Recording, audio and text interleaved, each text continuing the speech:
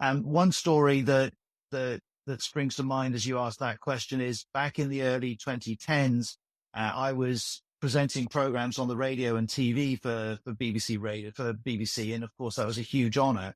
But the BBC was looking to expand my TV commitments, which, again, I was very flattered by, but I was concerned about whether I could hold down all of these commitments and do them as well as I would want to.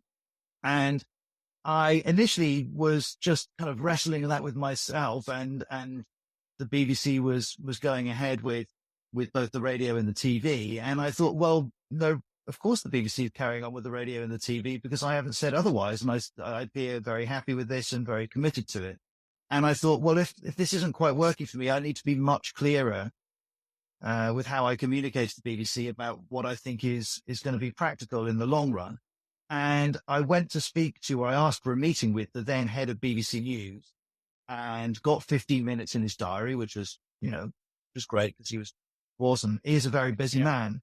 And I thought really carefully about what do I want to say in this meeting? How can I be clear on what I'm asking for, what the reasons for it are, why I think it's good for me, why I think it's good for the BBC. And I put a lot of effort into making sure I was clear and that I left out lots of extra information that wasn't really needed in that meeting. And the then head of BBC News said, give me 2 weeks. And he came back.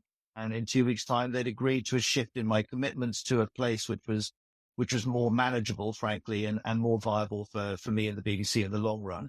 And maybe that would have happened anyway, but I definitely hadn't been clear enough prior to that meeting with the BBC about how I saw my commitments going forward. And by taking the time to be clear, it didn't guarantee the head of BBC News would agree with me. And of course, we've all had conversations with bosses where we haven't got the outcome we would hope for. And that comes with working life.